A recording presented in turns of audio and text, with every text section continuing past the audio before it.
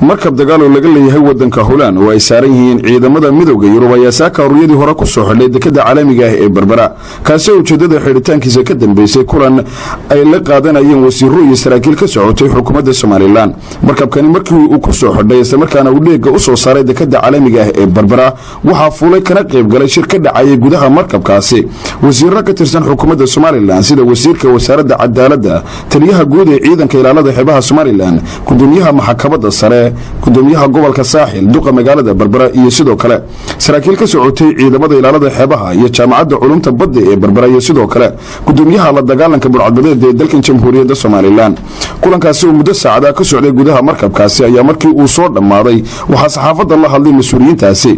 wasiirka dowladda amniga wasaaradda arrimaha gudaha dalka Jamhuuriyadda Somaliland Maxamed Muuse Diiriye ayaa waxa uu sheegay in kulankaasi lagaga hadlayay sidii loo xoojin lahaa nabadgelyada badaha Somaliland iyo guud ahaanba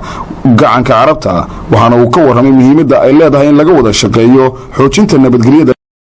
wixii aan soo qabsanayna waa sheegnay waxaad nala qabatayna waa sheegnay waxa aan halka aynu ka soo jeedinay iyo waxa idinku soo bandhigteen intaba waxaan filayaa inaynu midhaheega sida ugu dhaqsaha badan aynu arki doono aad iyo aad baad u mahadsantihiin runtii annagana xeerarka naga sugayo iyo howlaha naga sugayo sida ugu dhaqsaha badan ayaan u hirgelin doonaa aad baad u mahadsantihiin gacantiina u baahan waxa isaguna sidoo kale halkaasi ka hadlay taliyaha ciidanka ilaalada xeebaha ee dalka Jamhuuriyadda Somaliland Cabdi Xirsi waxaana uu sheegay in hay'adda UCAP Nastar iyo sidoo kale ciidamada midowga Yurub ay tababar siiyaan ciidamada ilaalada xeebaha ee dalka Jamhuuriyadda Somaliland isagoo si weyn ugu mahadnaqay ku faraxsanahay inaanu la qaadanay tababar ciidanka ilaalada xeebaha ay la qaateen ciidamada UNAFORTA tababar sida dadka loo badbaadiyo berigii hore waxa lagu gali jiray doonyo iyo markabka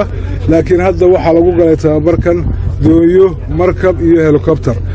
kuwaasoo intuba ay doonayeen in ay qabanayeen maxaan ku raadayay badbaadinta dadka waxa kale oo ay tababarka ku siiyeen ciidanka raadaarada aanu hadda cusub aanu rakibanay ay tababar ku siiyeen oo anfici doona ilaalinta xeebta waxa isaguna si weyn u soo dhaweeyay kulanka ka dhacay gudaha markabkaasi gudoomiyaha gobolka Saaxil Jaamac Yuusuf Ahmed maanta ay bishu tahay 4 halka waxa ka furmay aqoon isweydaarsigaas oo ahaa shuruucda badda iyo aqoon kororsi ciidamada badda iyo sidii badan looga faa'iideysan lahaa ciidamada militariga ee badda ee Somaliland maanta waad arkaysaan maanta waxaan u maleynayaa inuu aqoonsigii kuurkana soo saaray waxa iyaguna sidoo kale halkaasi hadal ka soo jeediyay saraakiil ka tirsan ciidamada midowga Yurub taliyaha howlgelinta ee ciidankaasi Mr Lucas ayaa isaguna sheegay inay si weyn ugu faraxsan yihiin in markabkoodu uu soo taago dekada caalamiga ah ee Berbera waxaanu si weyn ugu mahadnaqay saraakiishii ka qayb qaadanaysay tababarkii saaka lagu qaadanayay markabkaasi iyo kulankii dhex maray mas'uuliyiinta waxaanu ballan qaaday inay halkaasi ay ka sii wadi doonaan wada shaqeynta xukuumadda Somaliland iyo sidoo kale ciidamada midowga Yurub waxa uu sheegay inuu si weyn ugu faraxsan yahay in laga wada shaqeeyo sidii loo xoojin lahaa amniga badaha gaar ahaan Somaliland iyo gacanka carabta and I think that berthing in Berbera shows that we are ready for a next step. The security is in order. We train quite a lot with the Somaliland Coast Guard. gudoomiyaha maxkamadda sare ee dalka Jamhuuriyadda Somaliland Aadan Xaaji Cali oo isaguna halkaasi ka hadlay ayaa sheegay in kulankaasi muddada saacadaha socday laga hadlayay dambiyada ka dhaca dhinaca badda iyo sidoo kale sidii looga shaqeyn lahaa xoojinta nabadgelyada badaha Somaliland iyo guud ahaanba gacanka carabta waxaanu si weyn ugu mahadnaqay hay'adda UCAP Nastar iyo ciidamada midowga Yurub ee saaka ku soo xidhay dekada magaalada Berbera Yurubiyan ka tirsan UCAP Nastar waliba gaar waxa markabkan u leeyahay Holland dadka u leh shir markaasika waxa laga hadlayay dambiyada ka dhaca badda iyo coastal guardska ciidamadeena badda iyo xeerarka la xiriira iyo waliba hay'adaha kale la halmaala sida hay'adaha law enforcement agency-ga booliiska iyo security-ga iyo garsoorka cadaaladdu ay ka mid yihiin marka wuxuu shir cilmiyeed ama seminar wax loo yaqaano la isku idaarsaday aaraa inagu waxaynu hayno iyo waxay keeneen